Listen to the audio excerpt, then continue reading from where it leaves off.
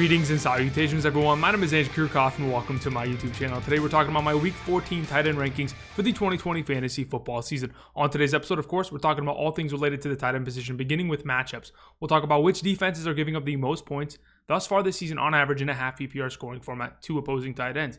Then after that, of course, we're going to be talking about my top 16 tight end rankings in a half PPR sense. Again, we're meeting everyone in the middle. For those of you who play in a standard league, in a full PPR league, we meet everyone in the middle on a weekly basis, as we typically do with all of our rankings with half PPR. Now, if you are trying to stay up to date on my latest rankings, as it says above me right there, rankings are always subject to change. Again, something that I'm posting today could change by Sunday morning due to different circumstances, players missing, players being, back in their specific lineups, like Kenny Goedert coming back, potentially affecting Hockenson, or potentially Julio Jones missing this week's game and boosting the value of a Hayden Hurst potentially. So again, there are different things. If you're trying to stay up to date, you can either show up Sunday morning, 8 a.m. to 10 a.m. Pacific Standard Time, kick off with Kirchhoff. We live stream here and get everything settled that way. Or you can go ahead and support me on Patreon, link down in the description. Now, you can also go down in the description, find timestamps for a specific player if you want to hear me talk about your tight ends on roster. Outside of that, while you're down there, if you haven't yet already, click the subscribe button, join the community. We are on our way to 36,000 subscribers. I really do appreciate you guys supporting the channel. Clicking the like button down below really does help a lot, and commenting down below. Outside of that, Discord link also in the description. We're good to go. So, of course, there are a lot of players today that did not practice. I mean, I can talk about, Josh Jacobs, Antonio Gibson, Christian McCaffrey. We have Tyreek Hill missing. We have, AJ Brown, Julio Jones. There are a lot of players that are missing practice today. And obviously, this is worrisome, but we're going to have to wait until Friday to get 100% indication as to whether or not they're going to play this week. So even though it may be concerning and maybe I should be talking about some of these players to more of an extent, I kind of just want to be safe. We'll talk about it this weekend prior to this Sunday's games, of course, and how everything's going to go. Tonight's game between the New England Patriots and the Los Angeles Chargers. I don't think I'm going to be mentioning any of those players in either of the videos I post today, so you don't really have to worry. But either way, we should be good to go. There's a lot of injuries taking place. We just got to go ahead, make sure that our rosters have enough depth that going into this week, in case something crazy happens, we're still prepared. Okay. Let's start talking about my Week 14 tight end rankings going into this week, beginning with matchups. Now, of course, we talk about matchups every week, and there is a new king to the throne of giving up the most points to opposing tight ends. It is, of course, the New York Jets, because they got smacked by Darren Waller. I mean, Darren Waller had one of the most ridiculous games at the tight end position that I've ever seen. We'll talk about that a little bit more when we talk about Darren Waller in the rankings. But again, they give up a lot of points. They take on this upcoming week the Seattle Seahawks. Unfortunately, the Seahawks don't really have a tight end that I'm 100% safe on. Will Disley, Jacob Hollister, could be either of them, to be honest, that scores a touchdown, or neither. That is just the way that that offense has kind of been functioning as of late. Unfortunately, there's no consistency at the tight end position now that Greg Olsen's kind of been out with the injury. Either way, Cleveland Browns, of course, giving up a lot of points. That is great for Mark Andrews, who has been activated and is going to return this week. He's had fantastic performances against that team as of late. The Cincinnati Bengals, of course, give up a lot of points. This is a revenge game for Andy Dalton, who could potentially help his tight end Dalton Schultz, who's been getting a fair amount of targets and yardage as of the last couple of weeks. Maybe go ahead and accompany that performance with a touchdown.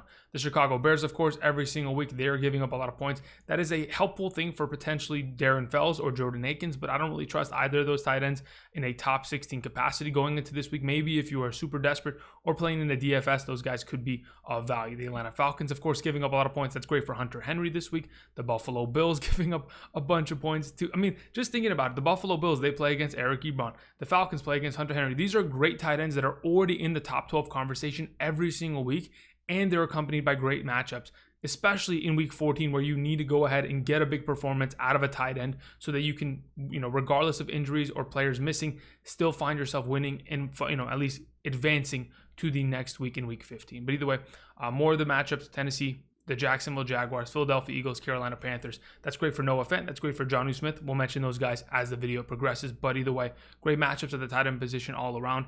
In terms of some of the tougher matchups, even though the San Francisco 49ers are stout against tight ends and have not given up a lot of points against them all season long, and same thing with the Indianapolis Colts, I'm still on the track of playing Darren Waller and playing Logan Thomas based on their opportunities. I mean, again, Logan Thomas 9 for 9, 9 targets, 9 catches last week. Darren Waller, 17 targets, 13 catches. I'm still playing these guys. These are my stud tight ends. I'm still rolling them out there, regardless of matchups, unless we're talking about tight ends that aren't utilized a lot playing against the New England Patriots. That is the only time that I am 100% concerned about it. Otherwise, That should give you some perspective. And now we can go ahead and move on to our top 16 tight ends for week 14 of the 2020 fantasy football season, beginning off with our number 1, Travis Kelce. Again, it shouldn't really be a surprise. He's coming off a fantastic week, 12 targets, 8 receptions for 136 receiving yards and a receiving touchdown. This is another week in which he's putting up over 20 fantasy points in a half PPR scoring format. In fact, in 6 out of his last 8 games, he has had 19 plus fantasy points. He's been absolutely unbelievable. Already has surpassed 1,100 receiving yards, getting himself close to that double-digit touchdown, point spread. I mean, at this point, he is almost going to surpass his 2018 production, and that was a year in which, of course, Patrick Mahomes threw for 5,000 yards and 50 touchdowns. So the fact that Travis Kelce is producing this well this season without, Patrick Mahomes getting very close to 50 touchdowns just speaks volumes as to how consistent he's been as of late. But either way, playing against the Miami Dolphins, I'm not concerned about the matchup. He is matchup proof at this point. As long as he's getting his consistent volume of targets, he's going to find the end zone and or get enough receptions and yards to make him the number 1 tight end every week. Unless, of course, Darren Waller wants to take it upon himself to have another back-to-back number 1 overall week at the tight end position. That would be crazy. But either way, it's not out of the realm of possibility. We move on. Speaking of Darren Waller, he is our number 2 tight end for this week because, again, like I mentioned before, 17 targets, 13 receptions, 200 receiving yards, and 2 receiving touchdowns. This surpasses the incredible performance of George Kittle in the 2018 season. I don't know if you guys remember, but George Kittle in that game a couple years back was on pace to break Shannon Sharp's receiving record in terms of yards in a singular game. Wasn't able to catch it, but this surpasses that performance in terms of overall fantasy points. I've never seen a tight end put up these kind of numbers in a very long time. Darren Waller against the New York Jets was just a completely different animal. This upcoming week, they do take on the Indianapolis Colts, and though it is a concerning matchup because they do give up the second fewest points to tight ends, I'm not worried about it. Derek Carr can only go one place with the ball, and that has consistently been Darren Waller. Without a running game, with Devontae Booker as a starter there, and the outside receivers Nelson Aguilar and Henry Ruggs not being as efficient, Darren Waller is going to continue to see a lot of targets, find himself a lot of production. We move on to Mark Andrews as our number 3 option. Again, Mark Andrews has been activated. He will be returning this week, which is a great sight to see. In the last 3 contests that he's played against the Cleveland Browns, one already this year in week 1, and the 2 times that he played against the Cleveland Browns in 2019, he has averaged 18.6 fantasy points per game in a half PPR scoring format. In those games, of course, the 3 contests, 23 targets, 15 receptions, 182 yards, and 5 receiving touchdowns. So just in the last 3 times that he's played against them, even earlier this year, had himself, 2 receiving touchdowns, 50 receiving yards, no problem. It's pretty easy. And that is what exactly I anticipate to see from, Mark Andrews. Typically, Lamar Jackson in the last 3 contests against the Cleveland Browns has thrown 3 passing touchdowns each of those games. He has been a fantastic, dynamic quarterback in those contests as they found a way to attack that defense and take advantage of it. I think they'll once again do that with Mark Andrews this week returning to the lineup. Move on to our number 4 tight end. We have Rob Gronkowski coming off the bye week. So, at this point, Gronk does have volatility. I'll give you that. But he has so much upside that it just makes it that much harder to not play him. Based on what he's done in the last couple of weeks, he's coming off of a performance, of course, that was back in week 12 because he was on a bye week in week 13, in which he had over 100 receiving yards against the Kansas City Chiefs. That's a fantastic game. We'll take that any given week from Gronkowski. A couple weeks before that, of course, he had 4 consecutive games of scoring a touchdown, getting himself more and more utilization down in the red zone. This upcoming week, they take on the Minnesota Vikings, and I think this is going to be a back and forth, higher scoring contest based on these 2 secondaries not being the better secondaries in the National Football League and giving up their fair share of points to opposing wide receivers and tight ends. Just this last week, the Jacksonville Jaguars with Mike Glennon at quarterback utilized the tight end position heavily against the Minnesota Vikings. In fact, the combination of Eifert and O'Shaughnessy combined for 10 catches for 86 yards against the Minnesota Vikings defense. So again, there's a possibility that once again, you go to tape, you watch, you realize, oh man, the Minnesota Vikings, there's a couple of advantages that you can take and potentially expose and utilize with Gronkowski running down the field. I think, of course, Gronk down in the red zone is a monster. Outside of Mike Evans stealing a couple touchdowns here and there, Gronk's the next best guy down in the red zone, and I expect him to play well this week against the matchup. So we move on to our number 5 tight end going into this week, which is Robert Tonyan. So here's the thing. He has had 3 consecutive games of a receiving touchdown. Again, this past week, 4 catches, 39 yards, and a receiving touchdown. He has been absolutely unbelievable, scoring 10-plus points each of the last 3 weeks. Makes you think that he can continue to do it, especially considering the fact that they play against the Detroit Lions. If you go back to week 2 against the Detroit Lions, what do you think Robert Tonyan did? He scored a touchdown against them, had himself a couple grabs. So again, there is always a possibility that we could see Robert Tonyan going into this lineup as a huge threat down in the red zone. Besides Devontae Adams and Aaron Jones, it is Robert Tonyan down there that is going to be scoring touchdowns like he does every single week. So regardless of what you expect, he has continued to redeem himself as a guy that at least can get you 10 points every week. If he doesn't score that touchdown, he still has the viability of catching about 5 catches for 50 yards. And in a full PPR, that's great. Half PPR, I'll take 7.5 points, to be honest, from my tight end. As of right now, he's a great player at number 5. Number 6 is TJ Hockenson. Even though TJ Hockenson has fallen a little bit, he doesn't have as much upside because he's not scoring as many touchdowns as the guys above him as of right now. Sure, he's getting a great amount of targets. I mean, just in the last 2 games, if I'm not mistaken, he's had 17 targets that led to 12 receptions, has had 80 minimum receiving yards each of the last 2 contests.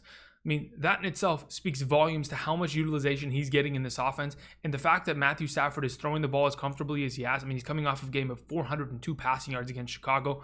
This upcoming week against Green Bay, this should be a contest in which Green Bay, of course, takes an early lead. And if we get some garbage time, and maybe TJ Hockenson can find himself some value there. I mean, going back to week 2 against the Green Bay Packers, TJ Hockenson did have a contest in which he put up 4 receptions for 62 receiving yards. So again, it wasn't the worst day for him. 8.2 fantasy points and a half PPR. I'll take that. And just this past week against Philadelphia, the Green Bay Packers did get a couple plays put on them that did show that, you know, Goedert and Eifert were able to succeed. Both of them combined for 7 catches for 97. So if you get more utilization out of TJ Hockenson, give him a couple red zone opportunities, he could be a great play once again, as he has been all season long. We have Mike Gesicki as our number 7. So here's the thing. I didn't anticipate Mike Gesicki to have that kind of a week against Cincinnati Bengals, even though it was a fantastic matchup, because Tua hasn't been a guy that has targeted him at a maximum volume. And maybe it was because of the fact that Devontae Parker got suspended and that there wasn't any other receiving options on the field. And that could be the case. But either way, if you continue with that momentum against the Kansas City Chiefs, you're going to find success without a doubt. Because, I mean, Mike Gesicki's coming off of a game of 11 targets, 9 catches for 88 yards and a touchdown. That's 19.3 fantasy points. I mean, that is a fantastic performance. And when we're talking about great performances, tight ends against the Kansas City Chiefs in the past 3 weeks have been doing that. Darren Waller, 7 catches, 88 yards and a touchdown.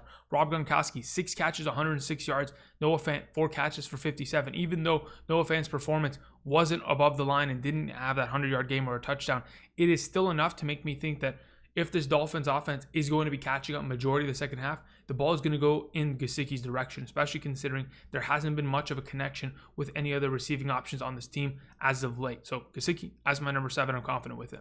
We move on to Eric Ebron. Again, one of the tight ends that has been absolutely unbelievable. Coming off of a game against the Washington football team, 11 targets, 7 receptions for 68 yards. This is back-to-back weeks in which he's had 11 targets. So that's 22 targets in the last 2 weeks, and back-to-back weeks of 7 receptions and at least 50 receiving yards. So that in itself continues to build a lot of value. You're getting 8.5 points minimum from him each of the last 2 weeks. Takes on the Buffalo Bills. We've talked about it. The Buffalo Bills give up a lot of points to opposing tight ends. Jordan Reed scored this past week, and there have been a plethora of tight ends that have scored against them all season long. Just go check it out. Since week 7, Eric Ebron has been the number 4 overall tight end in fantasy in a half PPR scoring format. He's been such a consistent part of this offense. And of course, it is definitely taken away some volume from a Claypool and or a Deontay Johnson and, you know, the running back typically who has caught the ball a lot in this Pittsburgh Steelers backfield, going back to either James Conner in 2018, 2019, or Le'Veon Bell prior to that. They've always wanted to utilize the receiving back in this offense. It has kind of gone in the direction of getting Eric Ebron the ball as much as they possibly can,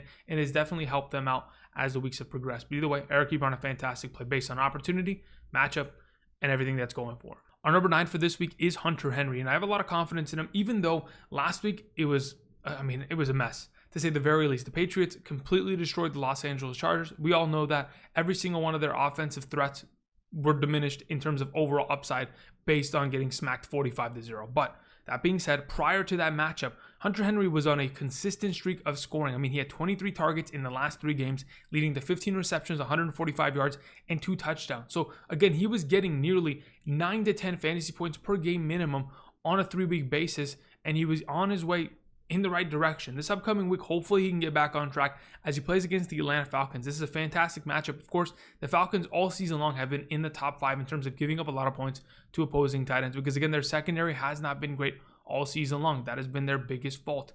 In terms of stopping the run, they're great, but in terms of stopping tight ends and wide receivers, that has not been their forte. This season, I mean, as of late, even though they haven't had too many tight ends ball out against them, we're talking about Jared Cook just this past week, being brought back to life because of the Atlanta Falcons matchup. 3 catches, 28 yards, and a touchdown. So again, I still think Hunter Henry will be utilized in this offense. He will get more looks this week, and it will lead to his success in fantasy. So we move on to our number 10, Noah Fant. So here's the thing about Noah Fant. He's coming off of a game of 4 catches, 57 yards. I'm not too impressed with that. 7.7 points. I'll take it. I mean, at this point, with the way the tight end position looks, I'll take it at this point. But he plays against the Carolina Panthers. The Carolina Panthers have sneakily given up so many points to tight ends that you guys are going to be honestly surprised at this point. I'm just going to go ahead and read off how many performances, 8 performances against them in just the last 8 weeks that they've just gotten slaughtered by tight ends. Cole Kmet, 2 catches, 20 yards and a touchdown. Jared Cook, 3 catches, 32 and a touchdown. Hayden Hurst, 5 catches, 54. Kelce, 10 catches for 159. Gronk, 2 for 51 and a touchdown. Cameron Brate in the same game, 3 for 31 and a touchdown. Hockenson, 4 for 68. Rudolph, 7 for 68. The Carolina Panthers have given up a ton of points to opposing tight ends. I mean, it's not even close. And if Noah Fant is going to get as many targets as he has gotten in the past 7+ every single week, that's a magic number in my opinion. If you can get that many targets as a tight end, that could easily lead to your success. He just needs to see a couple more opportunities down in the red zone, and we can potentially get this guy 13, 15 points every single week, especially in a matchup like this against Carolina. So I'm confident with that, and I think as my number 10, he's a safe play. We have Evan Engram as our number 11. So here's the thing about Evan Engram. If Daniel Jones does return, I think that the Arizona Cardinals matchup isn't bad. I mean, just looking at what exactly the Rams did against them just this last week, Tyler Higbee, 4 catches, 24 and a touchdown. And also, Gerald Everett had himself 6 catches for 44. So that combination, 10 catches, getting yourself 68 yards and a touchdown, that's not bad for a tight end group going against the Arizona Cardinals defense. Now, of course, they're much improved in comparison to last season in terms of giving up points to the tight end position, but there is still a lot of opportunity for a number 1 receiving target like Evan Engram. I mean, the last time we saw him with Daniel Jones, he went off for 6 catches, 129 yards. He's coming off of a performance of only 4 catches on 32 yards, but it's 8 targets. He's getting his consistent target numbers as of late. In the back end of this season, we've seen him multiple times get 10 targets, 9 targets, 8 targets. I mean, these numbers are continuing to increase in the correct direction as they're getting him more and more utilized. Hopefully, Daniel Jones is a starter. Even if he's not, I think Colt McCoy could still get the job done and help him, gain some fantasy value. But I'm anticipating the return of Daniel Jones and an increase of value from Evan Engram. We move on to Jonnu Smith as our number 12. So here's the thing. I know Jonnu Smith, in the last 2 weeks, he's put up 0 points, mainly because last week he missed, and the week before that, he played against the Indianapolis Colts, and Derrick Henry put a fat number on them in the first half, and they could just, rest on their laurels, sit back, relax, let the clock run out, and they were fine. This upcoming week, he takes on the Jacksonville Jaguars. They have allowed 9 receiving touchdowns by opposing tight ends this season alone. Now, I know this past week, Kyle Rudolph was not able to take advantage of it, but that Minnesota Vikings offense was able to move the ball and throw for 3 touchdowns once again against the Jacksonville Jaguars defense that has given up a lot of points to opposing offenses. I mean, this season alone, Jacksonville's given up a bunch of points, and I think there is a very good opportunity for Jonnu Smith, who even prior to the last 2 games, of course, the one that he missed and the Indianapolis one, he had scored 3 consecutive touchdowns. He has a nose and a knack for finding himself in the end zone, getting opportunities there. If A.J. Brown has the miss, his value increases because, again, majority of the targets are going in the direction of Corey Davis or A.J. Brown. If Brown is the miss, Jonnu Smith steps up as another option because, of course, we do not have Adam Humphries, who has been placed on the IR. I think Jonnu Smith's not a bad option as our number 12 this week.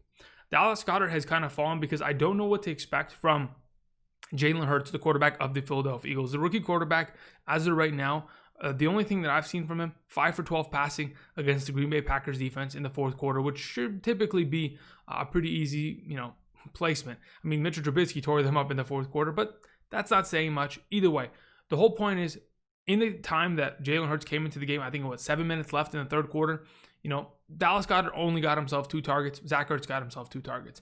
That in itself, not enough opportunity and or production to give me confidence to 100% say start him. But I know how much Dallas Goedert is an important part of this offense.